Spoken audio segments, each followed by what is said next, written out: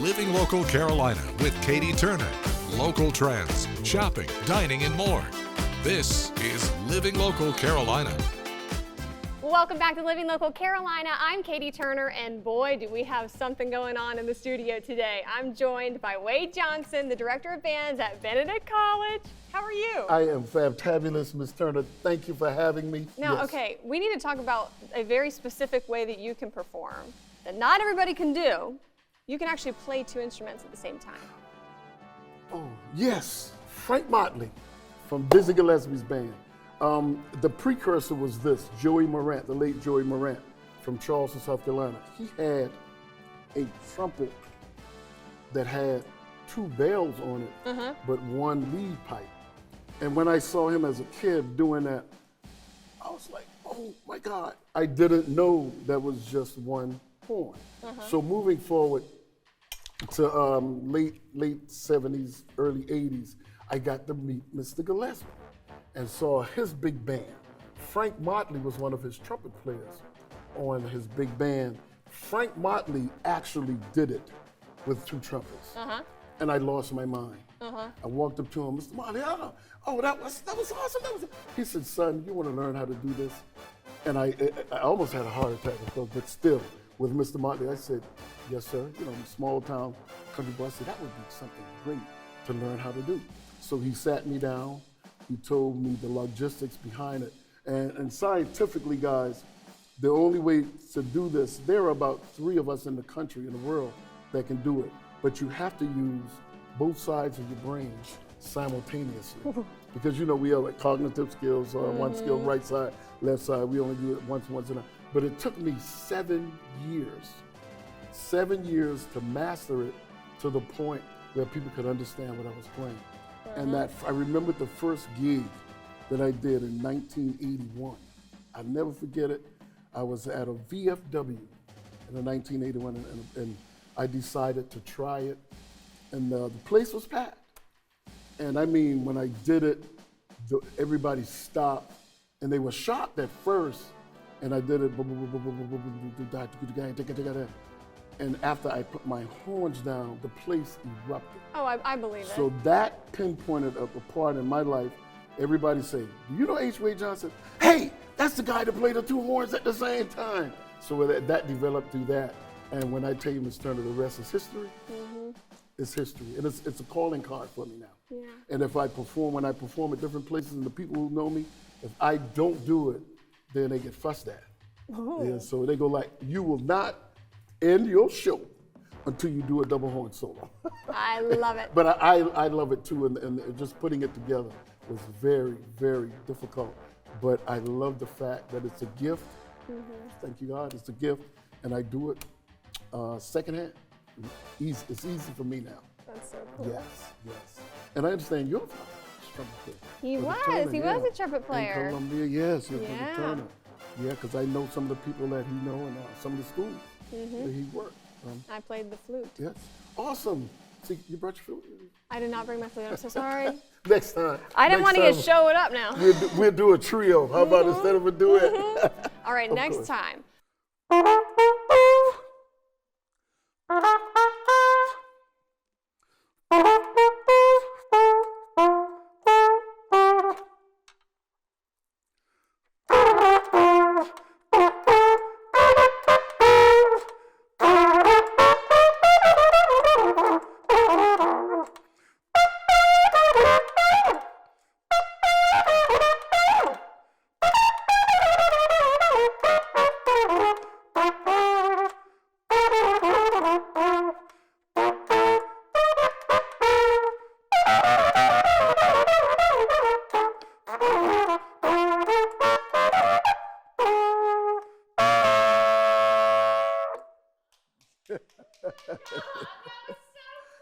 Yes.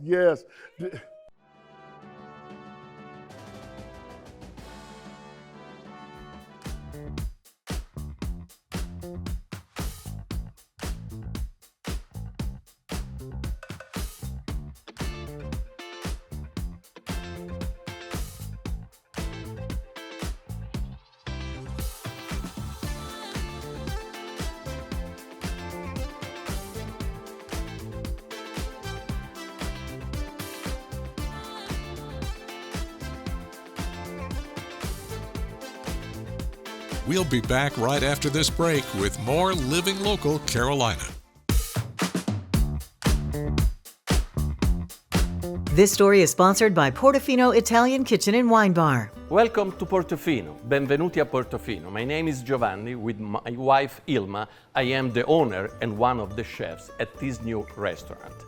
Our cooking style is from the north of Italy, from Tuscany, where I am from, and from Liguria, where the small city of Portofino is located. Portofino was a fisherman place and became a very fancy location in Italy with beautiful buildings, beautiful color, and great food. This vibe and this class is what we use to inspire the facade of our building. When it comes to our food, that's the core value of our mission, is to give you all a true taste of Italy. As Italian, I have cooked and eaten Italian food in Italy all my life. So it is a pleasure for me and for my staff to reproduce for you all those authentic flavors. We start from fresh ingredients that we source daily from local producers, and the food is cooked for you at the time of order from scratch. As a customer, please enjoy this experience. This is not just about eating great food, it's about having an experience like if you were traveling in Italy.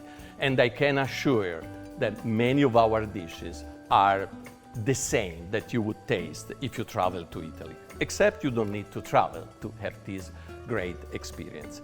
We do have a very large bar where we are able to prepare any cocktails that you may know of, and maybe some you never had, which are Italian cocktails. Our bartender Don preparing for you an Aperol Spritz, which is the most famous Italian drink in Italy in the last 10 years. It's just an aperitif.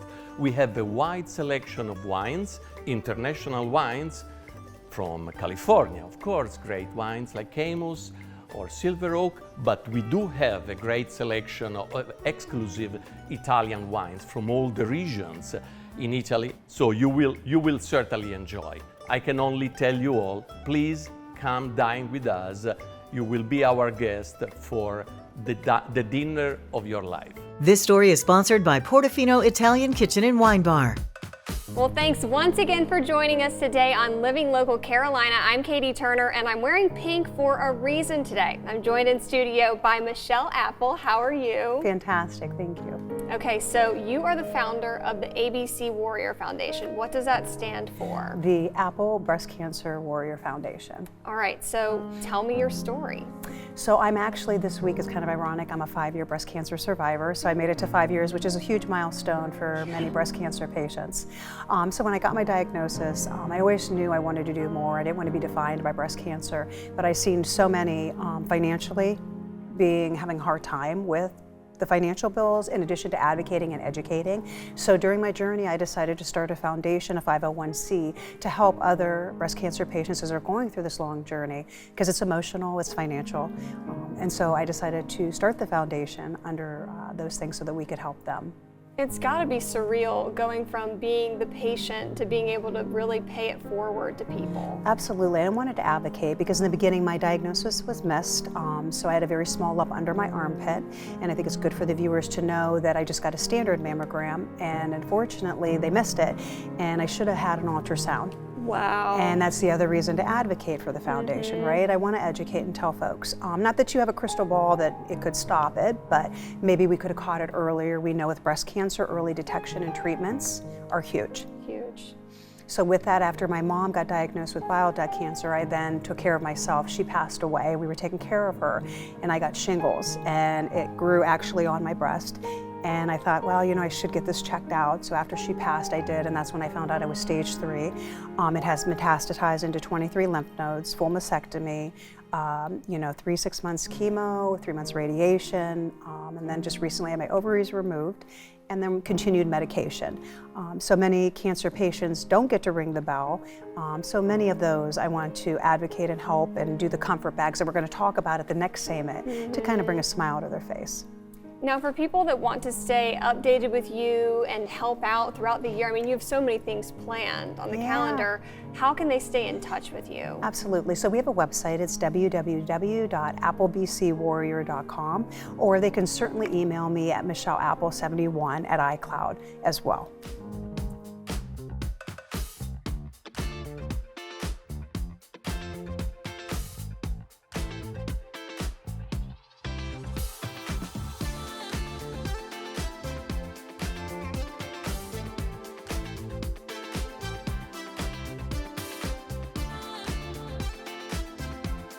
We'll be back right after this break with more Living Local Carolina.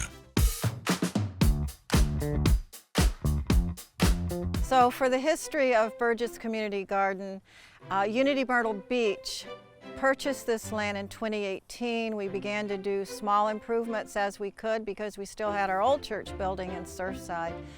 And we paid off the mortgage here in 2021 and started meeting out here more regularly 2021, and now we meet out here every Sunday for our 11 a.m. Sunday services. We thought about doing raised beds just for our community and for the health and well-being of our community, and then it wasn't long before we realized if we're going to grow food, let's grow food for the community. And with Darylyn Alexander at the helm of our community outreach team, she began to contact organizations, people in the community like the Boys and Girls Club who could be a part of this. And she's really done the hard work of making a lot of those community contacts and getting the interest out here. It's really enlivened our community. People love working outdoors and getting their hands in the dirt and the idea of growing good, healthy food. So that became Burgess Community Gardens at Unity Myrtle Beach. The inspiration for the garden, again, was to be a part of a solution regarding the food shortages in this area. There are people still going to bed hungry and people still eating food that's not so healthy. So the idea of growing good, healthy food and getting it into the hands of families who really need it. Who does the garden benefit? So something that a lot of us on the Grand Strand don't understand is a lot of families still go to bed hungry. A lot of children in our community are sent home with backpacks for the weekend filled with food items so they won't be hungry over the weekend. It's that close for food deprivation. So we want our produce to get to the people who need it, who can benefit from good, healthy food. We are the main team. We manage the garden. Darylyn Alexander, me, and Ken Lennon, and the main work that has been done so far has been Ken with some really good volunteers. And the volunteers can come when they can, depending on many things. Ken is here a lot. We have, our main core of wonderful people in service, and Ken is one of them. And we need more. Everybody is invited to come out and get their hands in the dirt. How can people get involved? There's several ways that people can get involved. One, we need people that will help volunteer to indeed work in the garden and dig the beds. We need outreach people that know other people in the community, both in the public community and business community, but also personal community, meaning they know people who are hungry. They know people who would like to come and serve on the board. Because for us to do this effectively, we're looking at everybody being involved in this whole process. Of course, we need supplies. We need a master gardener, because although Ken is my master gardener, he keeps on telling me he's a help. So we really could use a master gardener that can help guide us through this whole process. And we need financial donations as well as we need supplies. So those are some of the main reasons to get, indeed to reach out.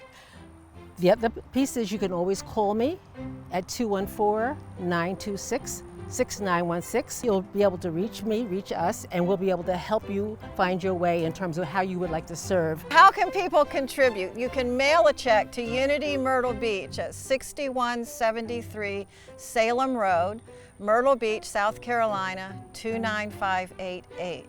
Or you can email your questions to Burgess Community Gardens at gmail.com. Other ways that people can contribute. We will in future be building a deer fence around the raised beds. We'll be building a garden shed over here by the raised beds. So people who have skills or they want to write a check, they want to come out and help build it, all of that that's on the list of things to do coming up. Don't forget to like our page on Facebook and follow us on Instagram and Twitter. How to use the QR code. Just open the camera app on your smartphone, iPad, or tablet. Point your device at the QR code so the QR code appears on your screen. Your device will recognize the QR code and show you a notification. Click that notification and you'll come to our website.